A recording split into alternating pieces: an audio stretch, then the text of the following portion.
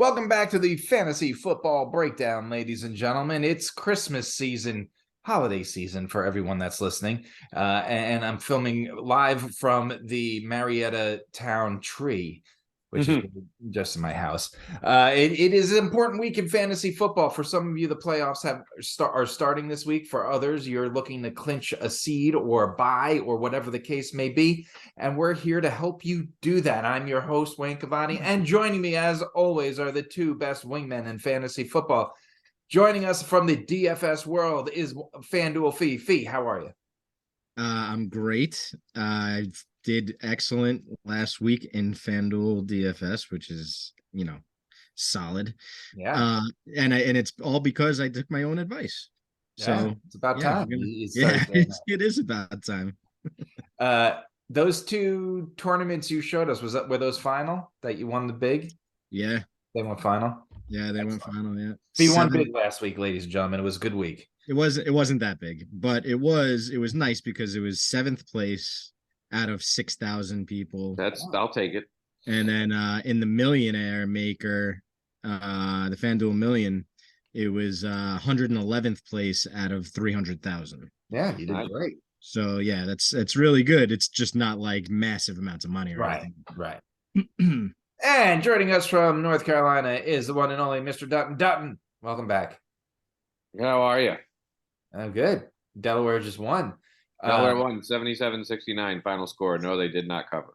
I'll tell you else who won is I'm still alive in the Scott Fish Bowl, the tournament. Moving on to round 3 in my first year. However, I think the road ends this week as I'm going to be forced to start Sam Darnold. So we're going to see what happens there. But it's been a fun ride. I got one of the last tickets in, and I'm one of the last people standing, so I'll take it. And I'm still several spots ahead of the great Matthew Berry, so I really can't ask for much more. But let's jump into some of our favorite part of the show. Buy it or bullshit. This is I see, Fee, what you put the question mark. So I want to dive into this question. I want to see why you think I'm asking this question. This past week, if you think about it, we did discuss it a little bit as the revenge game narrative. But if you think about it, it was really the Texans' Super Bowl. But if you also watched it, they certainly didn't try to win. So buy it or BS, and I want to see if you guys figure out why I think I buy this. Buy it or BS. The Texans really should have tried to win that game because it was very important to do so. Dunton, we'll start with you, Dunton.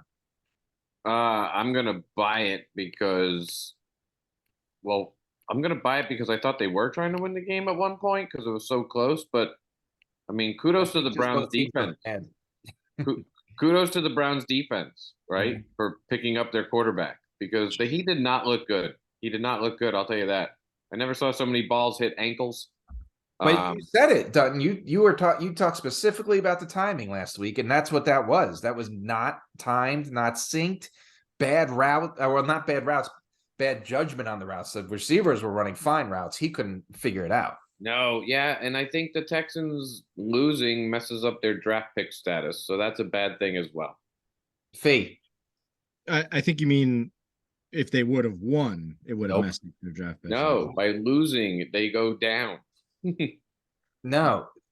Yeah. So lose from Fee, from your perspective. This is why I think they should have won the game. From your perspective, losing the game, they still only have 1 win, so they're still the number 1 spot. Right. But they're playing the Browns, who only have 2 wins. And the Browns, they have their draft pick. So if they won, they would have made the Browns worse, and they would have been just tied. So they could have they were really playing for like the 1st and the 3rd pick. Okay, so now I see where you're going with all of this. And I really think they should have treated that as their Super Bowl and a game to win. And you're probably absolutely right. But here's the thing. I don't know that they did, necessarily did not try to win. Cleveland had 3 defensive scores / special teams. Okay. Yeah. So you take away 21 points and it's 14-6. But that's the thing. The defense showed up ready to win, but you're not going to win a game with Kyle Allen. No, that's why they benched him today. What? Right. So That's why they benched him today. right. they So should've done that what I'm was saying. really maybe the main problem, right? Is Yeah. that they had the wrong guy in there, especially if they were trying to win a game. All right. And that's why I don't think they were trying. And that's why I said they should have tried. Potentially, but the scenario you just laid out for me really makes it seem like they should have tried to win the game. Right. So I'm like with you. it makes no sense for them not to. Yeah. But And that's where I think they made an error in judgment. And I hope it doesn't cost them down the road that, leading into the next question, the top two quarterbacks everyone's talking about is obviously Bryce Young and CJ Stroud. What do we think? Fee, I see your answer, but buy it or BS? Is that, I mean, you've obviously heard names. Would you pick him in the top five? What team does he play for, Stroud? Ohio State. Thank you, Dunton. And Bryce Young, what team does he play for? Alabama. Alabama. Yeah. So, Yeah. what's the question? Should one of those quarterbacks be a top No, five just CJ. Is he a top five pick? Is he one of the top two quarterbacks in the draft coming out? Potentially. But the question is more, it doesn't have to be CJ. It has to be, are the top two quarterbacks, let's look at the past few drafts. I mean, we could go back to Manning. The answer is no. I'm just going to tell you now, the answer is no, because Ohio State quarterbacks traditionally have not been very good in the NFL. You could say Big Ten. You could make that Big Ten. Sure, Okay. you have Brady and Breeze. That's not a fair, everyone has their unicorns. But you could say over the past few years, Big Ten in general have not tried. I can get behind that. And that's kind of why I asked this question. But But who also, are the top five picks right now? That's the bigger thing, right? Like who has the top five picks? Well, wait a minute. Is CJ Stroud a top two quarterback? Maybe he's not. And that's the other way to look at it. Who are the other quarterbacks? There's got to be other guys out there. Well, you don't know who's going to do well in camp or not. I mean, think about it. Like, Like, you got the guy from Wake, Will, whatever his name is. But yeah, and is the question, guy Fee, you could look at it from someone that doesn't even know who these guys' teams are. Just because you're one of the top two quarterbacks, right? Does that always mean that you have to be a top five? Like, do teams have to jump on a quarterback? It always seems that way, right? And what we're seeing, Jameis and Mariota, right? Like, we're seeing that everyone jumps and makes like the quarterback so huge, but aren't there times that maybe you just don't do that? Like, isn't it's that okay to wait? It would seem If you're not getting a potential a franchise-changing quarterback, it might be beneficial for you to wait. Right. And pick other players because you know what's coming. Okay, so right now, here's your deal. If the draft were held today, the Texans have the first pick, the Bears have the second pick, the Broncos have the third pick, and the Rams have the fourth pick. But that third pick from the Broncos goes to the Seahawks, and the fourth pick from the Rams goes to the Lions. So all teams that need a quarterback. So you figure the Seahawks need a quarterback, the Lions need a quarterback, and the Texans need a quarterback. The Bears do not need a quarterback. So the Bears are sitting in the driver's seat. They could trade that pick if these two quarterbacks or some other quarterback comes in as the have to have him quarterback after their pro days.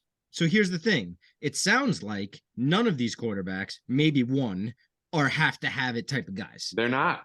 So I think the answer is you're absolutely correct in the fact that these teams should not just pick a quarterback because they need one if these guys are not their guy, if not not going to be franchise starting quarterbacks. And while that sucks and you have a great draft pick and like you could absolutely use a quarterback and like now would be a good time to get one, if there's just not the guy in the draft, then you can't just reach for one and be like, oh, we'll just take one of these guys and hope for the best. Like that doesn't make any sense whatsoever. Yeah, I mean, when you look at the current draft order, 6 out of the top 10 picks will need a quarterback. But the Bears don't need a quarterback. The Jaguars don't need a quarterback. The Cardinals don't need a quarterback, and the Eagles don't need a quarterback, right? You got to take game-changing guys in other facets of the game, other positions, whether that's defensively, pass rushers, offensive linemen, or whatever the case may be, or wide receivers for that matter, if they're game-changing wide receivers. And take those guys with top picks. And if you can't, or if someone else wants a quarterback, then you trade out of your spot. Yeah. Trade back, get more draft picks. But and you know, we say that and it sounds logical. Let's not forget Zach Wilson was a number 2 overall pick, right? Like Right. there's this mentality that you have to go after. Have to take a quarterback. And listen to me now. I am not entirely convinced, and if you think about history, I'm not entirely convinced that the Texans, even though they are in desperate need of a quarterback, are necessarily going to believe either of these two guys are it. And we'll go Will Anderson from Alabama. He's the best defender in college football. Fee. He's a linebacker on Alabama. He's amazing. And the Texans have shown time and time again a willingness to go big defender when they've had the 1-1 pick. Mario Williams, Jadeveon Clowney, right? Like they need good those years, and they had never had a problem. I feel like that's probably the smart move. I know, especially if these guys, these quarterbacks, are not the guys. Yeah, if they're just not good enough, then it makes sense for them not to take them. Yeah, even if you need one badly, you deal with Davis Mills and let him and roll the dice and hope that you pick something else up in a later year. Right, and there'll be retreads out there. There'll be Jared Goffs and those guys out there next year. You got a couple free agents coming. Speaking of free agent quarterbacks, that's a perfect segue. Recently signed Baker Mayfield, Fee, buy it or BS, may never, in fact, start another NFL game. Do we think this guy has any starts left in him? Fee. I'm BSing it. I think he probably will start an NFL game this year. Maybe not this week, but I feel like at some point he will start a game for the Rams. Just because why not? They don't have anything else, and they're terrible, and why not? Right? Yeah. Baker is, we haven't really actually seen Baker play. I mean, what did he play? Like one game? It wasn't many. It was 1.5, maybe 2. Yeah. So like, I don't know that that's enough to kind of write him off. Yeah. I know that he was not good the year prior in Cleveland, but he had tons of injuries. Nice work.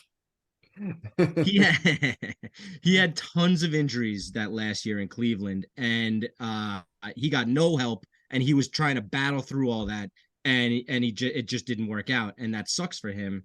And they got rid of him, and fine. So he played one game this year, got hurt again. Maybe he's just injury prone. I don't know. But he wasn't terrible. He wasn't good. No. But he wasn't like just really, really bad either. Yeah. He was serviceable for a while for Cleveland. Like in the beginning, first couple of years of his career, he was all right. But I mean, I think he'll definitely start a few games. I guess when your competition is Bryce Perkins and injured John Wolford, it's probably the best landing spot for him, right? There's a good chance for you to start, but he's not going to have any meaningful starts. It's going to be terrible. It's the Baker Mayfield game is over. I mean, his career's over. Like, sorry. You're also throwing him into a team with nothing. So what can you actually expect from the guy? Nothing. And you're not going to get anything because when he had something, he wasn't that good. And I know he had injuries, but he wasn't that good. So he's not good. Yeah, listen, I'm not saying, I'm just trying to play a little bit of devil's advocate. I know, I'm not saying he's some sort of amazing quarterback or like an right. Oh, I know, but I'm also saying he's not terrible either. He's pretty bad. We will find out, I guess, at some point. He's definitely going to quarterback again. Whether or not he starts, he may even have to go in there this week if one of those guys get hurt. But that's the problem, is that, and then he'll be even worse because he won't know the offense. Right, he won't know what he's doing. It's just going to hand off to Cam Akers and right. Hope for the best. Right. Dunton, buy it or BS. Watching Matt Ryan actually feels like your eyes are being burned out of your head with hot. Oh, it's awful. It's awful. It doesn't even don't even continue the question. It is terrible watching Matt Ryan. Talk about somebody who fell from grace. He'll never recover. Well, he never recovered from the 28-3 lead he had in the Super Bowl. No, he's been on a downward spiral ever since. Ever since then.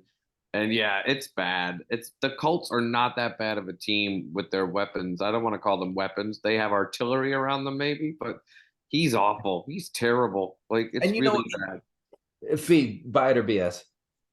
I'm buying it. But how many times have we seen a very good quarterback towards the tail end of their career go to another team and just completely be done. Just that's it. Like they're done. It's a great point. I'm going to tell you why. I'm going to tell you what the problem is. The problem is perception, because we've seen Drew Brees do it, we've seen Tom Brady do it, and we've seen Peyton Manning do it, and they all played into their 40s. But they're unicorns. They're Hall of Famers. They're all-time greats for a reason. But everyone thinks Phillip Rivers going to the Colts, that because he's only 37. No, he's 37, dude. You can't say he's only 37 because Tom Brady's some sort of weird machine that is still playing. He is the unicorn, right? But we have this perception that because Manning did it, because Brady did it, and they did it at such a high level, that every quarterback should be able to switch this team at the age of 37 and still have 5 years left in the tank. And the truth is, most quarterbacks are done at 34. I wanted to say Ben Roethlisberger, but he didn't change teams. He just became noodle arm Ben. Right. Yeah, but he wasn't good. It's an example, right? They didn't bench him. They just, everyone thinks these quarterbacks can go on forever, and they can't, Yeah. And listening to, he's 37 now too, right? 38, 36, 37, somewhere around there. Yeah. Listening to people, especially Atlanta fans where I live, blame everything else on the Colts. All you have to do is watch the game, and he has the most turnovers in football, right? He's fumbled 11 times. He hasn't lost the ball. He has fumbled the football 11 times. How does having bad wide receivers cause him to fumble the football? And if you watch him throw, he's kind of going to the Ben Roethlisberger stage, right? The ball is not going far. And it's when it goes anything over 10, it's going left and right. It's not even. It's also going to the other team. Well, right, a lot, quite a bit last week. Fee, we're going to start with you on this one. We're going to let Dunton stew and brew over here. Buy it or BS. The Bucs are going to win the NFC South with a barely above 500 record. I'm gonna buy it. I have not looked at the rest of their schedule, so I'm not entirely sure what that looks like, and if they have a chance to do that. They're going to win the division for sure. Whether or not they have a winning record or not, I don't know. I would say yes, just because it's the Bucs and it's Brady, especially what he just did last week after scoring 3 points in. Yeah, screw you, by the way, Fee. In 56. In 56 minutes, and then all of a sudden just scores 2 touchdowns in the last 4 minutes of the game to win. So I'm going to say that they'll have a winning record, but they're gonna win that division regardless, whether they have a winning or losing record. So I'm not sure it matters. And for the viewers at home, Rachaad White's touchdown with 3 seconds remaining beat me by 1.9 points this week. 1.2. 1.2. Oh, it was even closer than I thought. Now I'm even more mad. I'm leaving the show. You guys got this. Dutton, buy it or BS. You're going to have another division championship banner to hang in the Dutton household this year. I'm going to buy the division championship banner, but I'm BSing the above 500. We're going to finish 8-9. We're losing our next 2 games because we're playing the 49ers and the Bengals. Then we play the Cardinals on Christmas night in Phoenix. There's a good chance we lose that game just because we're stupid enough to lose that game. Oh. Then we'll beat the Panthers at home, and then we play a tough game against the Falcons to end the season, which could possibly be for the division. It's probably not going to be. But so, yeah, we're going to finish 8-9. We're going to win our last 2 games after we lose our next 3 games to make everybody sweat. And then the crazy thing is we're going to host a playoff game, which is probably going to be the Dallas Cowboys, and I wouldn't be surprised if we end up winning. There you go. I said it. Yeah. I think they win the division. I do think they get to over 500. The Cardinals are bad. The Falcons are going to go to Ritter here any minute. That's why they're going to lose that game, because everyone's going to expect them to beat the Cardinals. If they win this game. I know they're bad. Did you see us play the Saints the other night? Yeah, but you won, right? You still won. Did you see us play the Rams a couple of weeks ago, who we had to do the same thing against the Rams? Like, we're not good. We're not good until the last 4 minutes of the game, and that's not going to work a lot. So, no, we're not good. We're terrible. Under normal circumstances, I'd agree with you, but it's Tom Brady, so I'm going to disagree that I hear you. I mean, and he won the game for us the other night. Don't get me wrong, but he also lost the game for us the first 56 minutes. He couldn't hit a barn from 10 yards the other night. He was missing so many wide open receivers. I'm sorry, that was not the receiver's fault the other night. He missed Evans by 10 yards. He missed Scotty Miller by 15 yards. He had to turn around and wait for the ball. There were some bad throws to Miller. I remember that. Dutton, can you call Tom and tell them to just sit Leonard Fournette for the rest of the season and just play Rashad White? No, yeah, they're gonna take it easy on him till next year and then unleash him next year. Yeah, I mean that's the thing. Fee, here's the thing. I hate to tell you this, but I mean Brady came out the other night and he said he only loves a couple things more than Leonard Fournette. Like he loves Leonard Fournette, so like he's playing. Like that's Especially playoff Lenny. Yeah, exactly. Maybe he'll get hurt. Every game is a playoff game now for the Bucks, so that's why there's a good chance. Yes, they go by 500 because Tom Brady in the playoffs is really good. So, but yeah, they're not good. He's old. His career's this is it for him, right? This is the swan song, and it's not a good way for him to go out. He could have went out after the Super Bowl. He could have went out last year after losing a close game to the Rams, where he wasn't the reason they lost. But he's going out this way, which is like the Michael Jordan playing for the Wizards way, I think. So. How old is he now? 45. 45. Is he 45? Yes. Oh, so he made it to 45. That's what he wanted to do. Yeah. Well, he also wanted to win another Super Bowl. And I mean, unless a magical run occurs, that's not happening. So okay, ready? Here's now these guys won't be back till next week, but I want to get a brewing in people's heads. 4 names coming off the IR, 4 names that were starters 4 weeks ago. Week 15 is the playoffs. I'm going to read you the 4 names. You tell me buy it or BS. You could trust putting them back in your lineup right away. Okay. We'll start with tight end Darren Waller. Buy it or BS. You could put him in your lineup right away in week 15. Fee. BS. No. BS. Nope. Yeah. I'm BSing. He was struggling before that. Right. His teammate, will he get his job back from Mac Hollins? Hunter Renfrow. Buy it or BS. Dunton. You could start him with confidence week 15. BS. The Raiders are not good. They're not good. Like, I'm sorry. Can't start anybody. Yeah, I'm going to say BS, although can't start anybody with confidence on that team. That's a lot harder of one because you might be able to start Hunter Renfrow, but you just don't know what kind of situation he's going to find himself in. I mean, Matt Collins has stepped up. He's been good. Yes.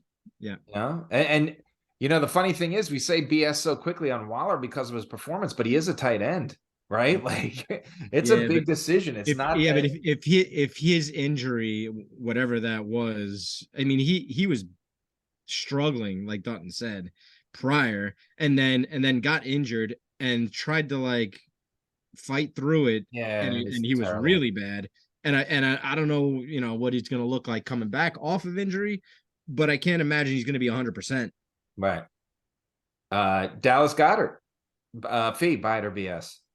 I'm buying it, especially on that Eagles team. Dutton. And especially being I would buy that. Like, I mean, the Eagles are rolling. They're playing for first seed, which they pretty much have. I mean, they're almost, well, the Vikings are still behind them, not far, but I don't know. Eagles are in the driver's seat. But yeah, Dallas Goedert, he's on a dynamic offense. Put him back in your lineup. And then this one's tricky because he was only coming on as a flex guy really right before he got injured. Khalil Herbert. Do you trust him to put him right back in your lineup on a very good running team? Fee, buy it or BS. You could go with him in week 15. I'm BSing it. I don't think he's going to, again, a similar situation. I don't think he's going to be 100%. And you can't start him with any sort of confidence coming back into that team, especially with David Montgomery there. You don't know what kind of volume he's going to get. So, you know, maybe in a couple weeks, if you can hold on for that long, you know, or like a week or two and see what he gets. I don't know. That's a flyer for me. I mean, if you need something and you're, you know, grasping at straws, then sure, you know, you can throw in Khalil Herbert, I guess, but that's not something you can trust by any means. Yeah, no, I agree. And so we're good. Anyone have anything to add before we close out buy it or BS? Anyone have anything they want to throw in there? No. Okay, then let's move on. Last week we told you to take the Browns. Their defense came through for us. Their offense did not, and they won. They covered 7.5. I won last week with the Lions over the Jaguars to move to 10-3-2 on the year. Dutton, you took who'd you take? I got to look at it. Sorry. You took the Bucks, who won. Right. But you took them with the spread. Yeah. So you fell to 5-7 on the year, and Fee, you were the one who said to take the Browns, and that moved you to 8-5-1 on the year. So remember, this is week of 14 Wednesday night, and these are the spreads as of Wednesday night. I'm going last because I can't wait to talk about them. So Dunton, we'll start with you. I'm taking the Jets plus 9.5. The Bills win, but I don't think they cover. Yeah, I'm with you on that. I kind of like that. Fee. I'm going with the Eagles. I know, against my Giants. But they're only a 6.5-point favorite. I would have expected that number to be a little larger. And since it's under a touchdown, I'm willing to take that chance that Philly's going to beat the Giants by at least a touchdown. Okay. I'm telling you, you know who I'm telling you? I'm telling you to take the Detroit Lions, giving 2.5 to the first place Vikings. That's what the world we're in right now. It's crazy, but I'm going with it. I'm staying with the Lions, man. The first place 10-2 line. Right. Vegas is tricking you into this one, I feel. I feel like Vegas knows something we don't know, right? So They know how good the Detroit Lions are. That No, I think what it is that's they what they want people to take the Vikings. Like, I think they want the money on the Vikings. And I think, Wayne, you are going to be an anomaly in taking the Lions in this game. So I think so too. Yeah. 100%. Like, I think they're trying to push everyone to take the Lions. Like, they're baiting you. They're baiting you big time. This is a weird spread. I'm sorry. It's a very weird spread. It makes zero sense. But as we've talked about the last 3 episodes that I picked the Lions at home, they're 10-2 in their last. Well, they've improved each week, but right now they're 10-2 in their last 12 at home. That's what they do at home. They cover, and they're hot, right? They took Buffalo to the limit. Literally, they're gonna have to win this time. I know. This time they're gonna have to win.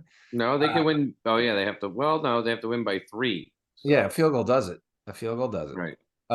So who do we want to lock in? Well, let's take the Lions to tell Vegas take that. All right, let's do it. I'm confident. You guys. Fee, moving on to Fanduel Fee's stacks of the week. You did well last week. What do you got for us this week? I did. This week is significantly harder. There's not a whole lot of value anywhere at any position. It's going to be tough to fit in guys this week, but so the guys that I'm going to talk about here in a minute are very kind of highly priced or kind of mid-priced. So you got to kind of take it with a grain of salt, but we'll start with Jalen Hurts against the Giants. He's 8,700. You can pair him with AJ Brown. He's 8,400. I think he's the 4th highest wide receiver on the slate. So it's going to cost you a pretty penny to get those guys in there, but I feel like they're going to, I don't want to say torch the Giants, but the Giants defense has been, not as good as they were the first half of the season, and they've been giving up a whole lot of yards to guys this year. So I'm on the Hurts and AJ Brown bandwagon this week. I also really like the Detroit Minnesota game. I like both sides of this ball. You can start with Kirk Cousins at 7,500. That's a really good price. Especially going against Detroit. I know you just spoke about it, but I feel like this could be a very high-scoring game. You pair him with Justin Jefferson, who is the highest receiver on the slate at 9,300. But no one's going to stop Justin Jefferson on Detroit. I'm sorry. So Detroit may win this game, but it's going to be interesting, to say the least. You could go on the other side of that ball, that game also. I actually really like Jared Goff. Against Minnesota, he's at 7,100, so he's a little bit less than Cousins. I actually trust Goff a little more than Cousins, so you might want to stick with that side of the ball, and you're going to be spending less money too. You pair him with Amon-Ra St. Brown, the Sun God. He's 8,600, so you're saving $700 off Justin Jefferson on the receiver side. A couple of one-offs. Again, these are mid-range salaried type guys. I have Samaje Perine in here versus Cleveland at 7,800 because Cleveland is the worst defense against the run. But that's only if Joe Mixon is declared out, because if he plays at all, you can't play Perine. 2 other guys I really like, Tony Pollard against Houston, the 2nd worst defense against the run. and he's at 7,500. It's a little tougher these days with Pollard because Dallas has been playing Zeke more and more. But I think Pollard is good enough where even if he doesn't get the volume, he'll get you the points regardless. And I want to throw this one out there. TJ Hawkinson, he is 6,500 for tight ends. He's the third highest tight end, but he's playing Detroit in a revenge game. And we all saw what AJ Brown did last week against who'd they play? Tennessee. Tennessee. We all saw that what happened there. And there was another revenge game too that I can't recall off the top of my head last week where someone did very well and I can't remember exactly what it was. However, TJ Hawkinson playing Detroit in this revenge game at 6,500, really like it a lot. Speaking of well, there won't be revenge, but we do realize the Lions are 4-1 since trading TJ Hawkinson, right? Like, is that not the crazy part that he was pretty much their best player for last year and they're 4-1? No, I like those. Obviously, I like that Minnesota Detroit game. And Perrine has been playing very good in a backup or starter role now. Moving on to your red zone where the starts and sits are. We do have quite a bit of buys this week, 6 buys in a very important week. Thank you for that, Roger Goodell, you dumb jackass. Cordero Patterson, Drake, London Drake, Justin Fields, Aaron Jones, AJ Dillon, Christian Watson. All these guys are on bye. Lazard, Monty, Gibson, tons of people on bye. Kamara, Pittman and Matt Ryan. So we could all save our eyes this week at least. He is so bad. So we got some work to do. We did well last week. We'll just get right into it. Obviously, we need some work at quarterback this week. So Dunton, we'll start with you. Who are you starting this week? Geno Smith against the Panthers, because why wouldn't you start Geno Smith? He is the fantasy waiver wire pickup of the year at quarterback. Yeah. I'm starting Jared Goff against Minnesota. Yeah. I'm going to start Trevor Lawrence. The reason why is he's captain in consistency. Every time I think you should start him, which I did last week, he fell on his face. He didn't do well. He got some last minute touchdowns to save the day, but for the most part of that game against Detroit, when it was 40-15 or whatever it was a runaway. But he still does put up more than 20 points more times than he doesn't, right? And I just think this week he's got a good matchup. The who are they playing? I forgot to write it down. Hold on, I got to look this up. The Titans. Right. We saw the Titans last week. You were just talking about AJ Brown. They've allowed 22 touchdowns and 9 interceptions. So I think Trevor Lawrence is the start this week. I'd play all of these guys. So who do you guys go with Jared Goff, because that game's going to be fun to watch. Yeah, let's do it. RBs. Dutton and I have something in common, so we'll start with you, Fee. I spoke about him earlier. It's Samaje Perine against Cleveland, but only if Joe Mixon is out. Right. But would you start Joe Mixon if he's back? Does he become a start for you? No. Because and I'll tell you why. Because I don't like guys coming off a concussion that were out 2 weeks, which means it was bad enough that if he gets hit bad again, he could come out of the game, and you never know what could happen, especially with Perine playing as well as he was against a Cleveland team that's really, really bad. Yep. They don't need to trot Mixon out there 30 times, 25 times. They can give him a half a load and give Perine the other half and kind of mix it that way. Get it? Mix in. So I would not start Joe Mixon, and I wouldn't start Perine if Mixon plays. But if Mixon is out, I would absolutely start Perine. All right, Dunton, I'll let you go first.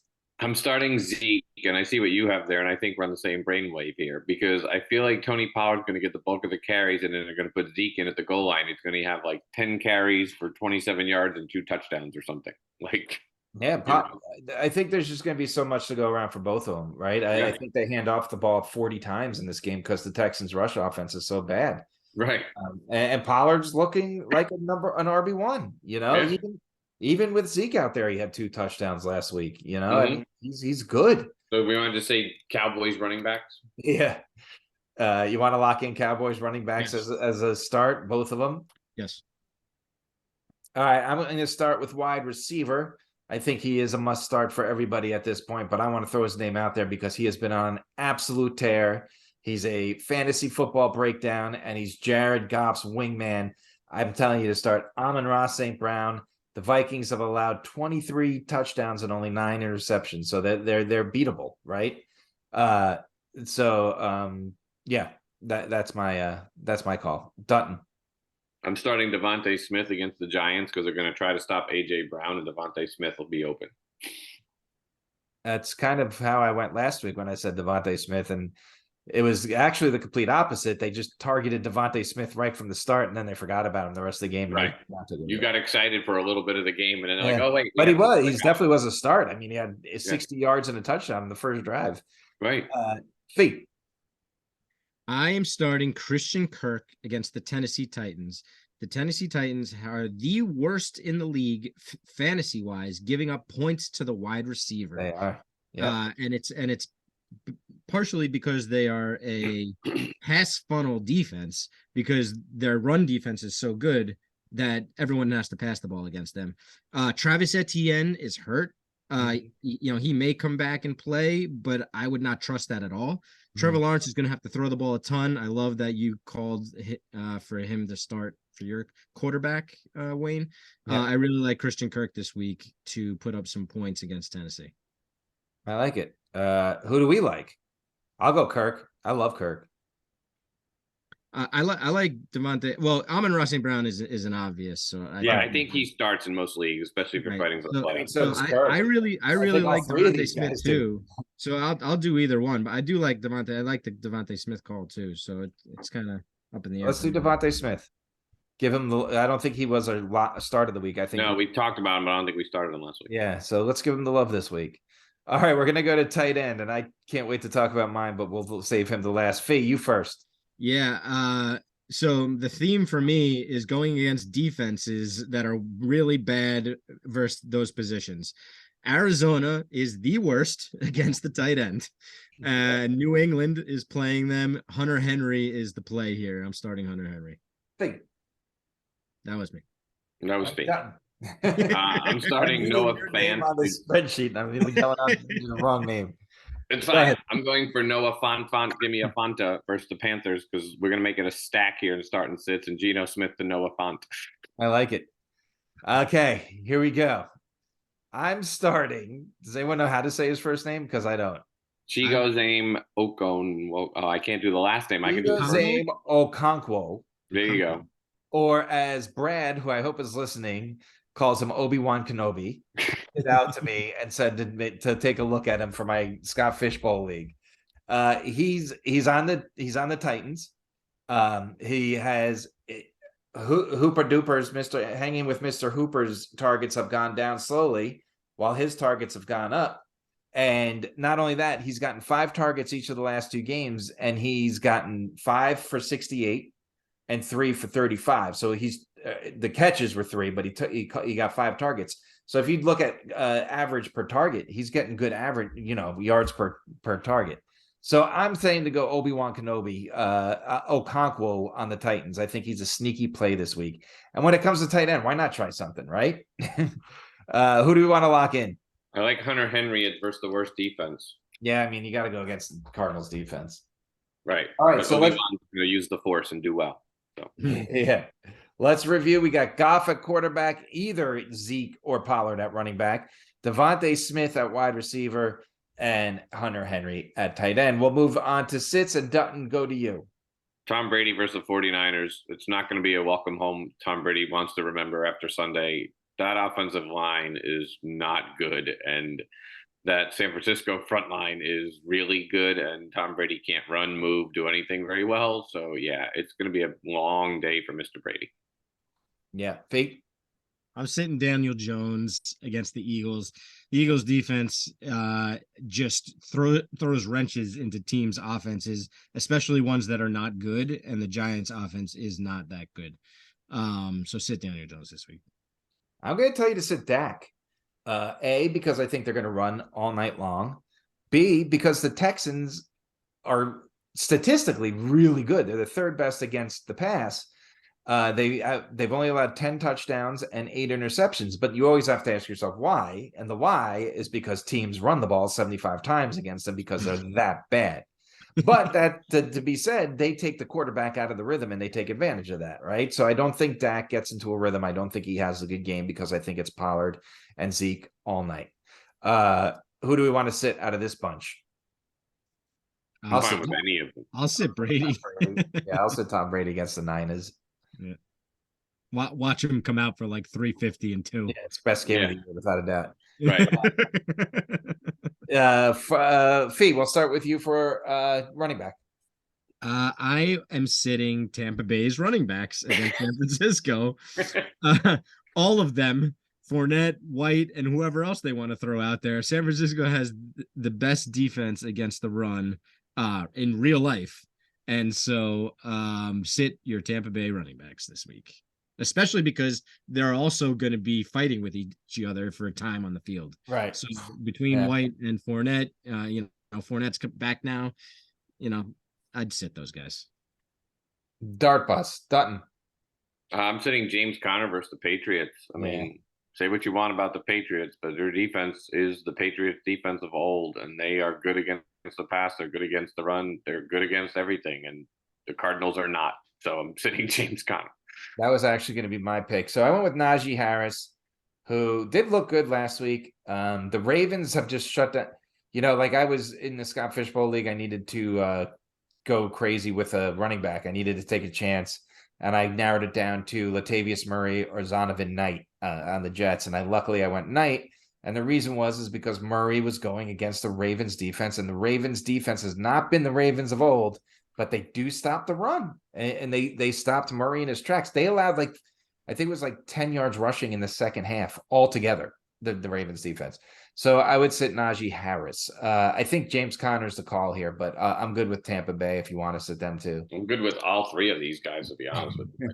I think I am too, but I mean, I'll sit James Conner. Okay. I think he's the one that, Harris will start. I mean, I think a lot of people are going to be cautious of Tampa Bay running backs this weekend because of their matchup and because who's going to get the ball more. Right. Running RBBC, the dreaded. Yeah, dreaded RBBC. Okay, wide receiver, I'll start. I'm going to tell you to sit Amari Cooper Duper. Bengals are, they're looking sharp. They're top half against wide receivers fantasy. They're like 12 or 13. But it's like you said, Dunton, Watson looks so bad. He just had no chemistry with anybody out there. And I just don't see that developing just because they got on the field once. They didn't look in sync at all. So I'm telling you, sit Amari Cooper. Dunton.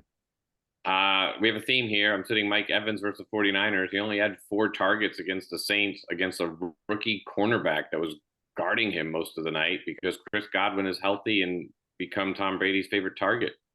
So I'm sitting Mike Evans, especially against that 49ers defense, because if Brady's throwing the ball, he's throwing it quick to Godwin or quick to a running back. Mike Evans is not a quick out. So, Fee.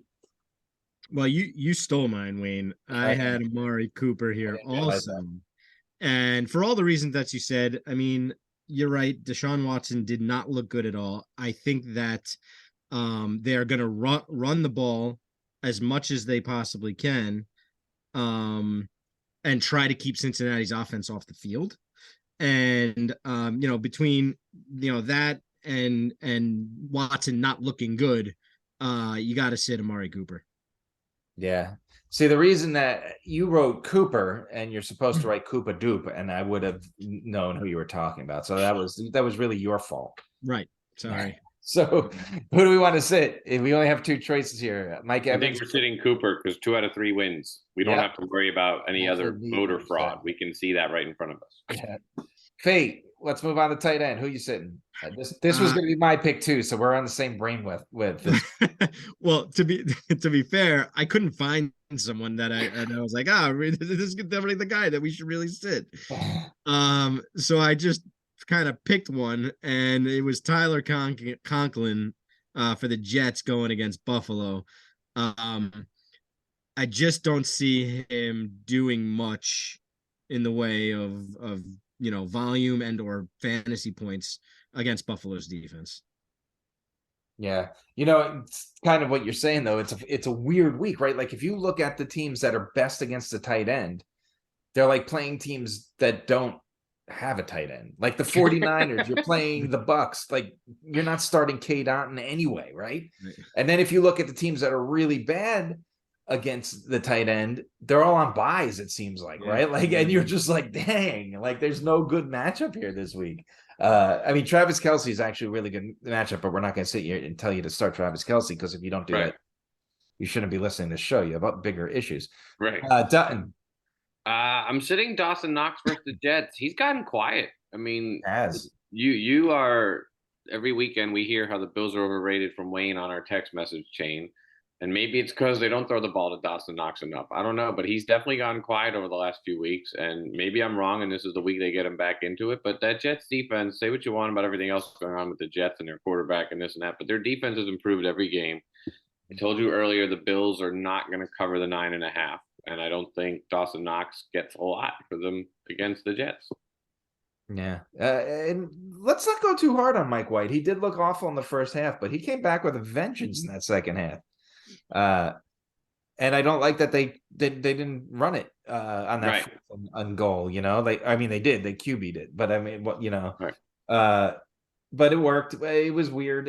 I do like the coaching. I do like the Jets. I think that's a good pick. I'm going to tell you to pick Mike Gesicki because, like Fee said, I had a really hard time finding anyone to pick. Tua looked awful last week. He didn't even look like he knew what was going on, right? Like it was bad. So, I'm guess that we could go through the list of reasons that we've gone through on Mike Gesicki in the past, and I don't think it's fair to keep beating him down like that. So, who do we want to sit? All three of these guys, I would sit. I would probably sit all three of the guys we said to start too. That's how bad the tight end is. Let's sit Gesicki because why not? Okay. All right, so let's review your sits of the week. The consensus sits of the week are Tom Brady at quarterback, James Conner at running back, Amari Cooper-Dupe at wide receiver, and Mike Gesicki at tight end. But you should sit all the tight ends. Gentlemen, that brings us to the end of another show. Anything else you want to throw out there for the fantasy football Interesting stat for you. Ready for this one? Yes. Peyton Manning had 7 touchdowns his first game as a Bronco. Russell Wilson only has 8 touchdowns this entire season. Wow. Yeah, that was a Monday night game. I think Peyton Manning did that. I remember that 7 touchdown game. Yep. The Russell Wilson thing is a nightmare, an absolute nightmare. I can't believe how bad they are. Fee, anything from you before we say goodnight? No, good luck this week, and hope you all make the playoffs for in your fantasy leagues. Yeah, just like sorry, Dunton. Just like Fee and I are. I didn't really mean that in a bad way. All right, go win some games. Hopefully you make the playoffs, or if you're in the playoffs, you win, and we'll see you next week on the Fantasy Football Breakdown.